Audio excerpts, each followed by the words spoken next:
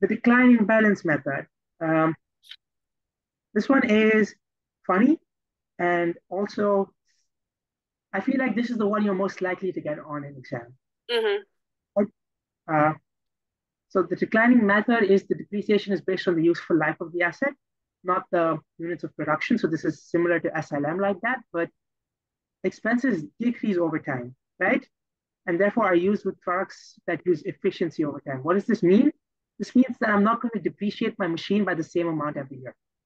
So in Mm-hmm. SLM, I reduce the value by 1,000 every single year, right? Mm-hmm. This is telling me that my depreciation will reduce over the years. So in the first year, maybe instead of 1,000, I depreciate by 1,500. But in year five, I depreciate by only 50, for example. Okay. And this is your formula. It's going to be the cost minus the accumulated depreciation into 2 divided by the useful life, right? Yeah, is that too? Because and that's too, but I what I remember from the lessons, they said if it's the two, then that's the double declining method because it's, I guess, the double.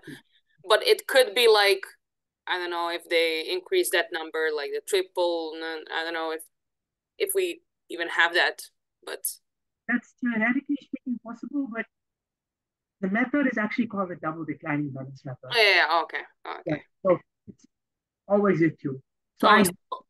I mean, it could be more, but yeah, it's.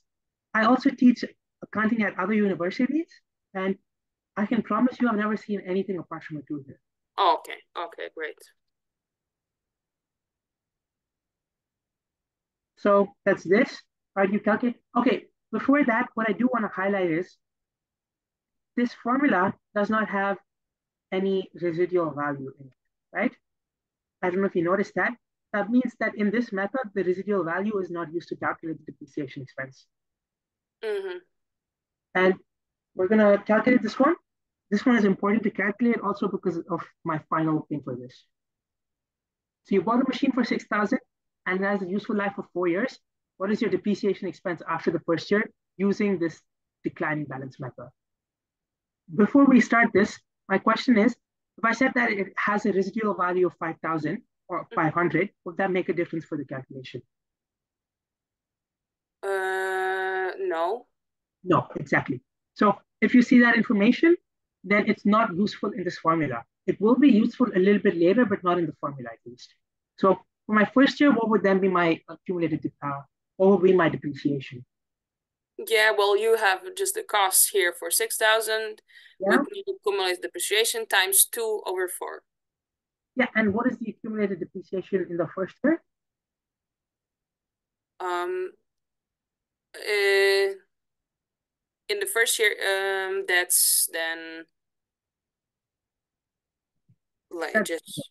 yeah, right. So if you buy a machine, like if Mm-hmm, I just bought this machine, then it's only going to have depreciation at the end of the first year, right? mm-hmm, So before that, there's no depreciation on the machine. mm-hmm, mm-hmm, And the accumulated depreciation is just the sum of all the depreciation still then. mm-hmm. So Okay, that would be zero. Like in the first year, the accumulated depreciation till the end of the first year is always zero. And then the okay, depreciation at the end of the first year, like at the final day, that will just be the depreciation expense of that year. okay, So okay, the first year of the machine, at the end of the first year, the depreciation is equal to the accumulated depreciation. okay, But in the okay, formula for the first year, this accumulated depreciation is zero. okay. Right? So like you said, 6,000 minus zero into 2 divided by 4 is Mm-hmm. 3,000. Now, okay, I'm going to give you a minute to do this. Actually work it out this one because there's a fun little thing at the end of this. Mm-hmm. Well, is this just uh, So what would it be for the first year? for the first year? It will be 0. Right Then, at the first year, sorry, what? at the end of the first year. Mm-hmm. It will be then. Uh, The formula is here. Yeah. let's work on this together. What's the cost? Okay, so the cost is 60,000. And till the end of the first year, not on the final day, but till the end of the first year, what is the accumulated depreciation? I don't know. I'm having so much problem with that. Okay, no, that's fine. That just means I. So, how this would work is, imagine that you have a machine, right? And you Okay. just bought this machine. Since you just bought this machine, is it likely that it's already worth less than it is when you bought it? No. No, so it's going to be roughly the same value, right?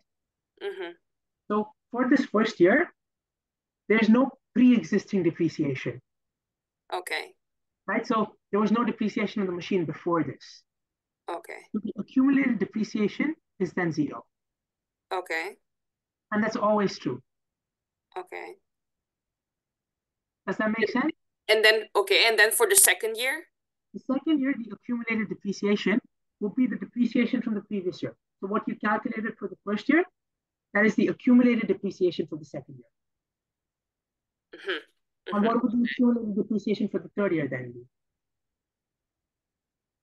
That will be from the second year then. The second year plus the Plus first the year. first year. Yeah. Exactly. Okay, so would you be fine trying this one now? Okay. So then for the first year, it will be then 60,000 times two, right? Yeah. And then for the second year, it will 60,000 be times 2 divided by what? divided by 3. Yeah, so that's the depreciation for the first year. Now, I'm going to tell you already 40,000, right? So 40,000. Okay. And then the second, it will be 60,000 minus 40,000 times 2/3. yeah, exactly. And for your third year? And for third year, well, I don't know how much it would be. Yeah, but you know how to do it. Yeah, 6,000 minus that will be calculated times 2/3. What we calculated plus the depreciation for the first year. Plus, yeah. Forget the plus. So, right, this is what I meant by year zero, right? The net book value year zero, there's no depreciation, you just bought it is 60,000. Okay. My depreciation, now I get it. Okay. the 60,000 minus zero into 2 40,000, like you said. Yeah. So my depreciation expense for year one is 40,000. And accumulated depreciation in year zero is zero. Yeah. Now what will my accumulated depreciation in year one be? In this one here? And that will be then the 60,000 minus 40,000 times 2. No, you're calculating the depreciation.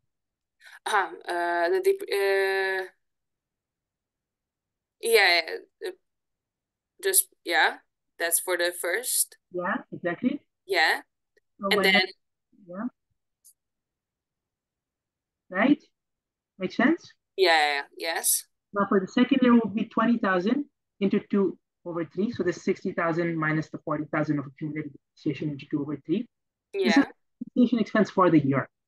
Right? This is accumulated depreciation. This is just for that 1 year. Okay. So in this column here, I get them at 13.333. And my accumulated depreciation will be 40,000 plus 13.333. Okay. Yeah. Okay.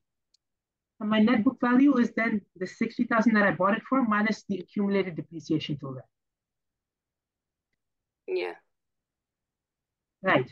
Now, the third year, this one is interesting. So the third year is the book value minus the accumulated depreciation, right? So this is basically 40,000 plus 13,333, right? Or you could just take the accumulated depreciation from year two, multiply that by 2/3, and then you get a depreciation expense of 4,444. The accumulated depreciation is then 53.333 plus 4.444, right?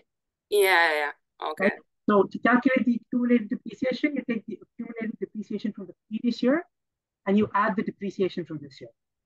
Okay. Okay. Or you could just add up all the depreciation still then. Both of them get the same answer. Now what you'll notice is that then your accumulated depreciation is 57,777, and your net book value will be 60,000 minus 57,777, right? Gives you 2,223. But it says that this machine has a lifetime of 3 years and a residual value of 5,000. Okay. And right now it's telling me that the residual value after 3 years is 2,223. Like according to our calculations, we have this number, but the question is telling me that at the end of its lifetime, it's worth 5,000 euros or dollars. Okay. What we do then is we don't use the depreciation we calculated, but we use a depreciation amount so that the net book value is 5,000. So instead of this 4.444, which will make my net book value 2,223, I have to charge only depreciation so that the final value here is 5,000. So I'll charge less depreciation than according to the formula, just for the final year. Okay. Okay. So instead of this 4,444 that we calculated, it'll be 1.67. Okay. Right? And then the accumulated depreciation becomes 55,000 and the net book value is 5,000. Okay. Does that make sense? Yeah, yeah. It just, why do we do that? Because they said? Yeah, because because the net book value cannot be less than 5,000 at the end. Right? So that's why we reduce the depreciation for the final year. It cannot be less than this number right here. Then here. Okay. Okay. So this seems like it could be an exam level question because I feel like a lot of people will calculate this number, not 1.667, but 4,444, and forget that the residual value has to be 5,000. Okay. Yeah. Okay. But just to change.